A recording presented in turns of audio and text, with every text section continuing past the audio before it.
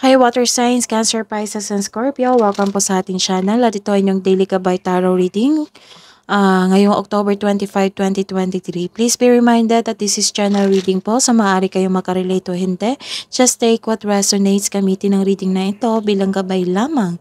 Balik po kayo dito bukas para sa ating Daily Gabay Tarot Reading. Please like, subscribe, and click bell button for notification para po updated kayo sa Daily Tarot Reading natin. Para po sa gusto magpa-reading, maaari niyo pong makuha ang link. Nasa description box po ito. Message nyo lang po ako sa messenger. Maraming salamat po. Spirit guides, ano po ang ganap today para po sa mga Cancer, Pisces, and Scorpio sa araw na ito, October 25, 2023. You are happy today kasi nagkaroon ng success sa buhay nyo ngayon. Nagkaroon ng happiness, you felt warm. Kasi nagkaroon ng opportunity dito nagkaroon ng choices din kasi nagkaroon ng maraming opportunity. Kaya nagkaroon ng choices and kailangan ng magdesisyon kung ano yung tangkapin nyo. And you are taking action. You are taking a decision, and you are taking an action ngayon agad. Kasi dumating yung opportunity At may nakikita ako dito na dumating na tao. Sa buhay nyo ngayon. Spirit guys, ano po yung message nyo po para kay Cancer, Pisces, and Scorpio sa araw na ito? Ground your light, let your soul shine. And move forward with an open mind. So take an action, move forward. That is your clarification. Let's see your energy today, Cancer, Pisces, and Scorpio, spirits guys, ngayon sa araw na ito, October 25, 2023. Clarification po sa Six of Cups.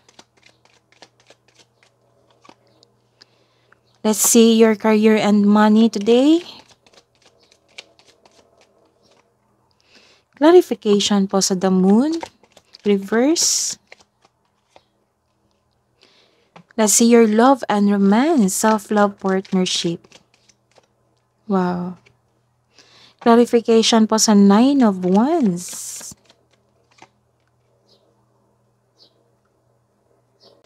Sa araw na ito, nagkaroon ng harmony, sobrang saya niyo po. Nagkaroon ng pagkakaisa. You are making memories sa inyong sarili, sa inyong partner, sa inyong family. May plano kayong mag-outing. May ganap na reunion ngayon. May nakikita akong nag-spend time ka sa anak mo, sa inyong pamangkin, sa inyong apo, or sa mga bata. Pwede din nag-reconnect ka ngayon sa inner child mo. Connecting to your own inner child will refresh you. Nag-spend time ka rin sa inyong old friends, sa mga taong parang pamilya mo na rin, kaya sobrang saya nyo ngayon. Posibleng may pagpatawad na mangyayari. Sobrang saya nyo ngayon sa araw na ito. So, claim nyo na po. May pangyayari na leap of faith. Hindi kayo takot sa obstacles. You know you are on the right path. Kumbaga, bahala na si Batman. The advice is mag-ingat sa padalos-dalos na pagpasya. So, kailangan magkaroon ng concrete plan and listen to your intuition. Also, this card tells you na spread your wings and fly. So, may bago kayong tatahakin sa buhay nyo ngayon. Kasi may parating na opportunity dito and you are making choices, nagkaroon ng decision dito and you are taking action. So, you are taking the advice from the spirit guys, from the universe. So, you are taking an action. Sabi mo na bahala na si Batman. Kung ano yung mangyayari sa akin doon, sana swertehin. Yun yung nasa isip nyo ngayon. Sa buhay karera at sa buhay kaperahan, may naulit na namang problema dito na ang dulot ng trauma sa iyo, na nagdulot ng trauma sa inyo. May naulit na namang problema. Ayaw mong alamin kung bakit ito naulit kasi naintindihan ko kasi may trauma kayo sa problema na ito na naulit na naman. Hanapan ng solusyon upang gayo'y maiwasan ito ulit. You are sa buhay karera at sa kaperahan, you are feeling powerful and enjoying being recognized in the workplace.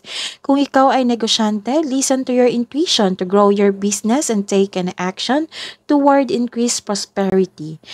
You are creative and enthusiasm are an important part of your success. So, sobrang sipag nyo. And And don't worry kasi nakita ko dito yung success na magkakaroon ng financial growth kasi success yung business nyo or success kayo sa inyong trabaho. Para sa mga single sa buhay pag-ibig, makaranas kayo ng hirap ngayon sa pagtanggap ng bagong tao sa buhay mo. Gusto mo nang pumasok sa bagong relasyon pero guarded ka. Try to fix and forgive yourself first bago tumanggap sa relasyon upang sa gayoy magaan ang iyong pakiramdam at isipan para harapin ang bagong yugto ng iyong buhay pag-ibig. Para sa mga may relasyon, mahabang pasensya mo sa sa iyong kapareha. Isa sa inyo nagkaroon ng mataas na ego o pride. Nakaramdam ka ng pagod ngayon, pero ayaw mo sumuko sa inyong relasyon. Opo, nagkaroon kayo ng pagod. Oo, pagod kayo sa inyong relasyon ngayon sa mga nangyari, pero ayaw mong sumuko sa inyong relasyon. Subukang maglaan ng oras para mag-usap kayo tungkol sa inyong hinanaing.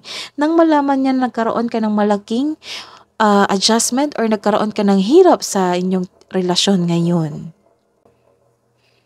Oo, pagod kayo na lumabas din dito ang lack of confidence. Mas nangibabaw yung takot mo of taking an action para kausapin siya.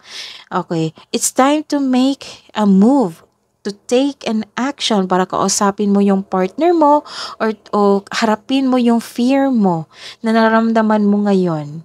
May problema kayo sa pera ngayon, sa inyong buhay pag-iibigan, nagkaroon ng problema sa kaperahan nyo. May alok din na tulong dito, pero hindi mo tinanggap. Kasi may dahilan ka po. You are feeling burned out, puno ka na sa inyong relasyon, puno ka na sa mga nangyayari, na paulit-ulit na lang nangyari sa inyong buhay. Kaya ayun, na burn out po kayo, punong-puno na kayo. Hidden truth, anong iniisip mo, anong iniisip niya? Para po sa mga single. I am grateful for the spiritual lesson. I left you before you could leave me. Sa mga may relasyon, you were the best thing in my life. I look for you everywhere. Love advice po para sa mga single. It's time to commit and bring magic and self-care together. Love advice po para sa may relasyon po na Cancer, Pisces, and Scorpio. Soul, your soul is preparing to reconnect, trust in the process. So, nagkaroon talaga ng pag-uusap dito. Telepathy, close soul connections are harmoniously synchronized, creating moments of telepathy. Kabuang message advice nyo po, Spirit's Guide. The energy is gaining momentum and a time to give rather than take. Message from angels, archangels, guardian angels, spirits, guides para po kay Cancer, Pisces, and Scorpio sa araw na ito. Message from Archangel Haniel, you are extra sensitive to energies and emotions right now. Honor yourself and your feelings. And sabi din ni Archangel Jeremiel, life review. Take inventory of your life and resolve to change or heal anything that is unbalanced. That is your reading today.